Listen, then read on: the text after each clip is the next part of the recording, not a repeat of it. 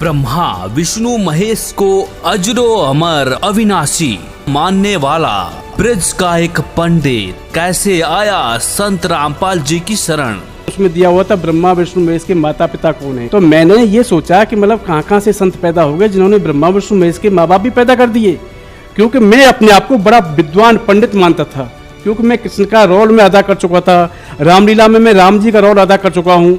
तो ये देखते हुए कि यार मेरे से ज़्यादा कौन जान सकता है कि इनके बारे में, और ये बोलते ब्रह्मा विष्णु महेश के कोई माता पिता हैं। तो मैंने अपनी घरवाली से कहा कि एक ना एक दिन मैं इनसे जरूर साथ करूंगा और उनको बताऊंगा कि आप दुनिया में गलत ज्ञान दे रहे हैं। अचंभा ये है जिसे 3 हॉस्पिटल्स के डॉक्टर ने कर दिया था मृत घोषित, आखिर कैसे वो बच्चा जीवित हो उठा, इसके पीछे कौन सी शक्ति है। तो बच्चे की नब्ज नाड़ी देख करके, सब जगह देख करके, तो मेरे को कहा हाथ लगा के ऐसा करो, बाहर निकल जाओ सुबह सुबह, क्योंकि हम सुबह सुबह डॉक्टर ने वहाँ स्वर्ण जयंती हमको भेजा था, बोले तो बाहर निकल जाओ। सुबह सुबह क्या मूड खराब करने आ गए यहाँ पे, बच्चा मरा हुआ है और हमारा हॉस्पिटल बदनाम करने के लिए आए हो, चलो निकलो वहाँ से। ऐसे मेरे को निर्फात वालों ने बोल दिया भाई कि आपके हाथ जोड़ते हैं आप ले जाओ, और ऐसे ही स्वर्ण जयंती वालों ने बोल दिया भैया आप यहाँ से जाओ, ये बच्चा आपका कोई बचने की कोई उम्मीद नहीं है।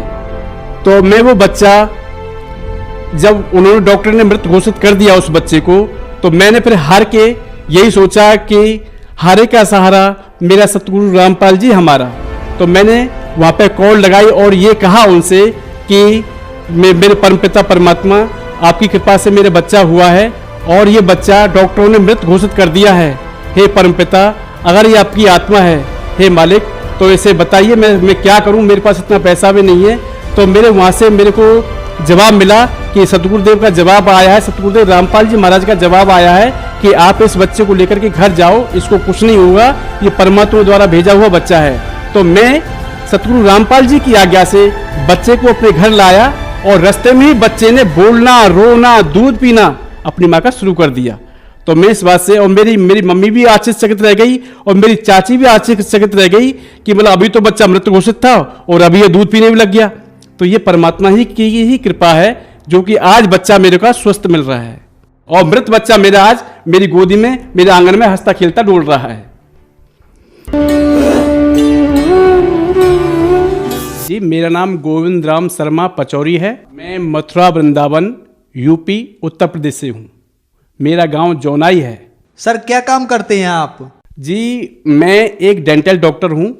मैंने 3 साल आर्मी हॉस्पिटल में काम किया है, जहाँ की गुड़गांव में है एक Dundahera ECHS polyclinic, ex servicemen's contributory health scheme, उसमें मैंने काम किया हुआ है।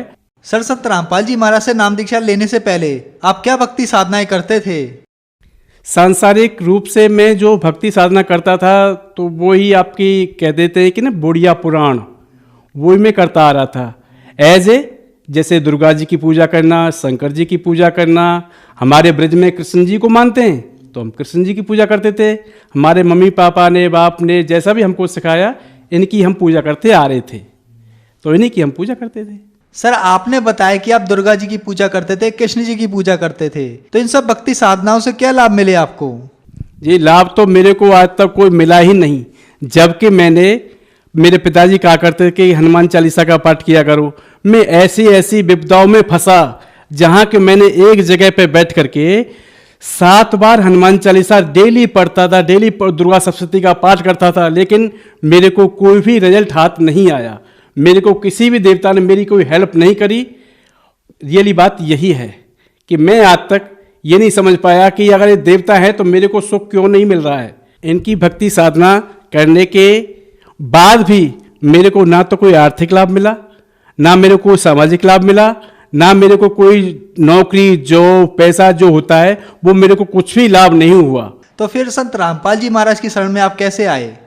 ये मैं आपको बताना चाहूँगा कि संत रामपाल जी महाराज की जानकारी ये मेरे को 2011 में गुड़गांव में मिली। वो कैसे मिली कि मैं अपनी क्लिनिक पर जा रहा था, मेरी गुड़गांव में एक क्लिनिक है दांतों की, उस पर मैं जा रहा था, तो कोई किराए के लिए कमरा पूछने के लिए मेरे से आया कि भैया यहाँ पे कोई कमरा है क्या। तो मैंने कहा था हाँ, सामने वाला कमरा खाली है। तो उन्होंने वो कमरा ले लिया। तो दूसरे दिन उन्होंने वो पोस्टर लगा दिया जो रामपाल जी महाराज के जो सेवकों के लिए वो सेवा देते हैं, तो अवश्य जानिए। तो मैंने उसको पढ़ा कि इन्होंने क्या लगाया है कि उसमें दिया हुआ था ब्रह्मा विष्णु महेश के माता पिता कौन है, ऐसे करके उनके कई क्वेश्चन थे। तो मैंने ये सोचा कि मतलब कहाँ कहाँ से संत पैदा हो गए जिन्होंने ब्रह्मा विष्णु महेश के माँ बाप भी पैदा कर दिए, क्योंकि मैं अपने आप को बड़ा विद्वान पंडित मानता था, क्योंकि मैं कृष्ण का रोल में अदा कर चुका था, रामलीला में मैं राम जी का रोल अदा कर चुका हूँ। तो ये देखते हुए कि यार मेरे से ज़्यादा कौन जान सकता है कि इनके बारे में, और ये बोलते ब्रह्मा विष्णु महेश के कोई माता पिता हैं। तो मैंने अपनी घरवाली से कहा कि एक ना एक दिन मैं इनसे जरूर साथ करूंगा और इनको बताऊंगा कि आप दुनिया में गलत ज्ञान दे रहे हैं। तो एक दिन मैंने क्या किया कि अपनी घरवाली को बुलाया, मैंने कि चलो आज इनसे साथ करते हैं, क्लिनिक पे हम बाद में जाएंगे। तो मैंने उनको बुलाया, मैंने कि खटखटाई कुंदी, तो वो बात है हाँ जी। मैंने कि ये आपने क्या लिख रखा है कि ब्रह्मा विष्णु महेश के माता पिता कौन हैं? मैंने हाँ, तो ये हमारे वो बोल रहे थे कि ये तो हमारे गुरु जी बताते हैं। मैंने क्या बताते हैं, कौन है इनके माता पिता? इनको तो कोई माता पिता है ही नहीं, ये तो अजरोमर हैं, और आप कहते हैं कि माता पिता हैं। तो उन्होंने मेरे से ज्ञान चर्चा की, मैंने उनसे ज्ञान चर्चा की। तो आप यकीन मानना कि उन्होंने ऐसे ऐसे तर्क मेरे को दिए, क्योंकि मैं भी पहले से भक्ति में था, चाहे मैं किसकी भक्ति करता था, किसी की भक्ति करता था, लेकिन मैं इस भक्ति में था। तो मेरे को वो ज्ञान एक्यूरेट समझ में आ गया कि रियली में ये है। तो मैं पानी पानी हो गया उस ज्ञान को सुन के। मैंने कि रियली में अगर ऐसा ज्ञान है तो भाई मैं अब तक कहाँ था?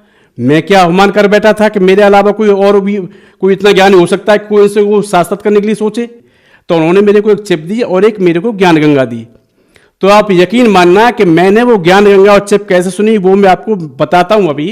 कि मेरी क्लिनिक का टाइम था सुबह 9 बजे से रात को 9 बजे तक। तो 9 बजे जैसे मैं क्लिनिक से आया तो मैं अपने बच्चों को बोल देता कि आप सभी सो जाओ, और मैं ये ज्ञान देखता हूँ, ज्ञान की कंपैरिजन करता हूँ कि ज्ञान कहाँ तक कैसे कैसे सत्य है। तो तकिया लगा करके एक तरफ मैंने ज्ञान गंगा रखी, एक तरफ मैंने अपनी गीता जी रखी। तो मैंने एक एक श्लोक, एक एक अध्याय पढ़ के देखा। तो ये करीबन मेरे साथ में सिलेबस मैंने पूरा पढ़ा, तो मेरे साथ में ये हुए करीबन 2 महीने हो गए। 2 महीने हो गए तो एक दिन मैंने सिर पकड़ लिया, हे भगवान ये दुनिया क्या कर रही है और मैं क्या कर रहा हूं? ये वास्तव में ये ज्ञान अगर ऐसा है तो अब तक किसी को पता क्यों नहीं था? तो मैंने उनसे कहा कि भाई ये ज्ञान पूरी तरह से मेरी समझ में आ चुका है, अब आप बताइए आप मेरे को नाम दीक्षा कब दिलवाएंगे? तो उन्होंने कहा भगत जी अभी तो हमारे पास में टाइम नहीं है, क्योंकि हम तो 3 महीने में जाते हैं, आप 1 महीने रुक जाइए। मैंने कि अब मैं 1 महीने की चलेगा, मैं 1 दिन में नहीं रुकूंगा कैसे भी हो। तो मैं अब अपनी घरवाली को मैंने बताया कि भाई देखो भगवान ये है तो ये कबीर साहब भगवान है, गुरु हैं तो गुरु दुनिया में अगर कोई है तो संत रामपाल जी महाराज हैं, ज्ञान है तो ज्ञान ये है। तो मैंने अपनी घरवाली को बताया तो बोल रही थी कि कोई बात नहीं, आपने इतनी मेहनत करी है 2 महीने, आपने पेज पलट पलट के और आपने इतना बता रहे हैं, तो मैं आप पे विश्वास करती हूँ और आप उन पे विश्वास करते हैं, तो मैं भी आपके ही साथ नाम दीक्षा लूंगी। मैं तो फिर हो जाता यार। फिर तो हम क्या हुआ, दूसरे दिन हम वहाँ पे बरबला आश्रम में हम गए। तो बरबला आश्रम में हम गए तो वहाँ पर जाकर के मैं सोच रहा था कि भाई कहाँ मैंने दुनिया से पैर छुआए हैं, कृष्ण का रोल मैंने किया था, मैंने दुनिया से पैर छुआए और अब मैं किसी के पैर छूऊंगा? मैं इतना बड़ा अपने आप को पंडित मानता था। तो ये देखते हुए तो मैं वहाँ पर सो गया। तो फिर थोड़ी देर सोचो मैंने कि मैं दुनिया को क्या देखूंगा, क्योंकि मेरे अंदर अगर कैंसर हो गया तो उसका दुख तो मैं ही भुगतूंगा। इसलिए मैंने कि चलो नाम दीक्षा ले ही लेता हूँ। तो मैंने परम संत तत्वदर्शी संत रामपाल जी महाराज से प्रथम बार उनसे नाम दीक्षा ली, दंडवत प्रणाम किया। उस परमात्मा स्वरूप मेरे सतगुरु रामपाल जी महाराज ने मेरे ऊपर कृपा करी और मेरे को नाम दीक्षा दी। सर संत रामपाल जी महाराज से नाम दीक्षा लेने के बाद आपको क्या लाभ मिले? देखो अगर आप लाभ वाली बात करते हैं तो मेरे को तो दिन प्रतिदिन लाभ हो रहे हैं। तो मैं किसी काम से एक पहाड़ी इलाके से मैं गुजर रहा था, गुड़गांव में थोड़ी एक पहाड़ी है। तो एक आदमी मेरे पीछे और बैठा हुआ था स्कूटर पे, वो था उत्तराखंड का मनीष कन्याल नाम का। तो बैठा हुआ था तो अचानक ही हमारा पेट्रोल खत्म हो गया और वहां से पेट्रोल पंप था करीब 3-4 किलोमीटर आगे। तो क्या हुआ, हम पैदल दोनों उसको स्कूटर को धक्का मार के ले जा रहे थे। तो एक लड़का आया करीब 20-25 साल का, बोल रहा था हरियाणी भाषा में बोल रहा था, भाई क्या हो गया भाई? मैंने कहा भाई कुछ नहीं हुआ, कोई नहीं। वह नहीं कुछ तो हो गया होगा स्कूटर में। मैंने भैया कुछ नहीं, पेट्रोल खत्म हो गया है। तो उन्होंने कहा तो पेट्रोल ले ले फिर। मैंने कहा मेरे को पेट्रोल नहीं चाहिए आपकी। मैंने क्यों नहीं चाहिए? मैंने नहीं, हमारे गुरुजी रामपाल जी महाराज ने ये कहा है कि किसी का जो है एहसान अपने ऊपर मत रखना। तो आप तो पेट्रोल दे के चले जाओगे और आपका एहसान हमारे ऊपर हो जाएगा, तो इसलिए हम आपका पेट्रोल नहीं चाहते, आप हमें माफ करें और आप जाइए। तो उसने क्या किया कि अपनी मोटरसाइकिल मेरे स्कूटर के आगे खड़ी कर दी और बोला कि पेट्रोल तो आपको लेना पड़ेगा। मैंने कहा भैया आपके हाथ जोड़ते हैं, क्यों लड़ाई करते हो भाई, हमको पेट्रोल नहीं चाहिए आपका, वरना पेट्रोल तो आपको लेना पड़ेगा। तो मैंने कहा मैं एक शर्त पर पेट्रोल ले सकता हूँ कि आगे 3-4 किलोमीटर आगे वो पेट्रोल पंप है, आप मेरे से वादा करो कि वो पेट्रोल आप मेरे से वहाँ पे भरवाओगे, मैं आपका पेट्रोल भरवाऊंगा। हाँ ठीक है ठीक है ठीक है, आप पेट्रोल लो पहले। मैंने कि पेट्रोल में, फिर भी मैंने एक बहाना लगाया, मैंने पेट्रोल कहाँ से लूँ, मेरे पास ना बोतल है ना गिलास है ना कुछ भी नहीं। बंद देखो बहाना मत बनाओ, ये पहाड़ी इलाका है, यहाँ पर सभी ने दारू बारू पी होगी, तो जो है आप कोई गिलास विलास उठा लो, वहीं से पेट्रोल आ जाएगा उसमें। मेरे कमाल का आदमी है, बताओ, कोई तो मांगने से पेट्रोल नहीं देता, और ये बंदा मेरे को उपाय भी बता रहा है कि आप झूठे गिलास उठा लो और उसमें पेट्रोल डाल के अपने स्कूटर में डाल लो। तो मैंने फिर भी ऐसे, मैंने मालिक की मर्जी होगी ऐसी, तो मैंने वो पेट्रोल अपने स्कूटर में डाल दिया। तो आप यकीन मानना, मैं विश्वास के साथ में आपको गवाह सबूत पेश कर सकता हूं, ये कह सकता हूं कि मैंने अपना स्कूटर स्टार्ट किया और मैंने उससे कहा भी आप भी मेरे आगे आगे चलो और आप जो है मैं आपके मोटरसाइकिल में पेट्रोल डलवाऊंगा। तो आप यकीन मानना, मैंने किक मारी, उसने किक मारी, आंखों आगे वो बंदा गायब हो गया।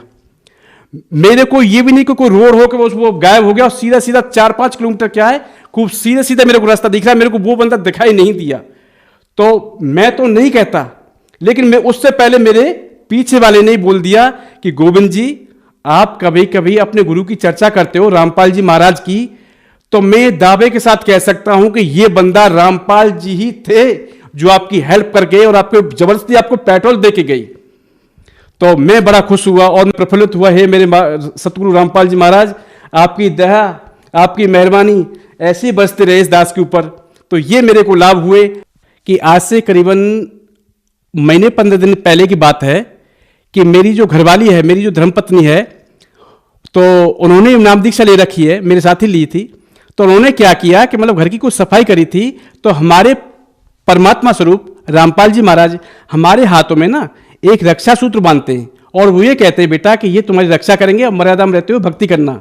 तो मेरी घरवाली ने क्या किया कि उस रक्षा सूत्र को काट के और अग्नि में जला दिया कि शाम को मैं नया रक्षा सूत्र पहन लूंगी। तो आप देखिए काल का प्रभाव कि काल दुनिया के पीछे और हमारे पीछे कैसा लगा हुआ है कि मतलब 1 घंटा तब हुआ, उससे पहले उसको बिजली ने पकड़ लिया और बिजली ने ऐसा पकड़ा कि जीभ पलट के अंदर मुंह में घुस गई और 3-4 धक्के खा करके वो खाट पर आके गिर पड़ी। तो मेरी माँ ने, मेरी भुआ भी थी वहां पे, सभी ने उसको शरीर को दबाया, बच्चे उसके शरीर के ऊपर चढ़े, आध घंटे पीछे जाकर के उसको होश आया। तो आप सभी से मेरी ये प्रार्थना है कि आप भी अनर्गल सेवा, अनर्गल भक्ति ना करके उस परम सतगुरु रामपाल जी महाराज का नाम उपदेश लीजिए। और जैसे मेरी पत्नी को परमात्मा ने बचाया था, आपके ही परमात्मा ऐसे ही सारे काम सारेगा, ये मेरा अनुभव है। सर, जो श्रद्धालु आपको देख रहे हैं, आप उन्हें क्या संदेश देना चाहेंगे? मैं संसार को यही संदेश देना चाहता हूं कि जैसे मेरा बच्चा काल के मुंह से मेरे सतगुरु रामपाल जी महाराज ने बाहर निकाला है, ऐसे ही आपके बच्चे हो, कोई कार्य हो, आपका कोई केस हो, कोई कैसा भी कैंसर हो, आप एक बार मेरे सतगुरु रामपाल जी महाराज को आजमा के देखिए, सत भक्ति करिए और दिल लगा के करिए, आपके सारे काम सफल होंगे। ये मैं दावा के साथ में कहता हूं, क्योंकि मैंने ये सतगुरु रामपाल जी महाराज आजमाए हुए हैं और ये 101% ये खरे उतरे हैं उस पर। क्योंकि मेरे से ज़्यादा ये मैं इतना कह सकता हूं कि मेरे परिवार में इतना कोई नहीं जानता होगा जितना कि रामकृष्ण के बारे में, दुर्गा के बारे में मैं भक्ति करता था। लेकिन जैसे मैंने इनका ज्ञान पढ़ा, जो मेरे को मिला, तो मैंने कहा एक बार आजमा के देखूं। तो आप यकीन मानना दुनिया वालों कि मैंने परम सतगुरु रामपाल जी महाराज को आजमा के देखा है, तो 101% वो सोने जैसे खरे निकले। तो आपसे मेरी यही प्रार्थना है कि आप एक बार मेरे सतगुरु द्वारा जो एक पुस्तक बनाई हुई है ज्ञान गंगा, उसको आप तोल मोल के देखो कि उसमें क्या है। कहीं कोई एक श्लोक की भी गड़बड़ी आप बता दो, कोई एक अध्याय की भी कोई गड़बड़ी आप बता दो, किसी अर्थ की भी आप कोई गड़बड़ी बता दो, तो आप मेरे को बताओ। क्योंकि मैं भी मेरे परमात्मा स्वरूप रामपाल जी महाराज की शरण में 8 साल से हूं, मेरे को कोई गलती दिखाई नहीं दी। आप आज पढ़े लिखे हैं, आप खुद देख सकते हैं। आप दुनिया की बातों पर ना जा करके आप ये देखें कि कम से कम एक किताब की तरह पढ़ के देखें। ये मत कहें कि आप मैं गुरु ही बनाऊंगा, गुरु बाद में बनाना, पहले आप ज्ञान पढ़ के देखो। गुरु तो आप अपने आप बनाओगे अगर आपने ये किताब पढ़ ली, तो ये मेरा चैलेंज है। लेकिन दिल लगा के अगर आप किताब पढ़ेंगे तो 101% आप यही गुरु बनाएंगे, यही भगवान मानेंगे, यही ज्ञान मानेंगे। वीडियो को लाइक, शेयर और सब्सक्राइब जरूर करें ताकि यह कल्याणकारी संदेश सारे विश्व तक पहुंच सके। धन्यवाद।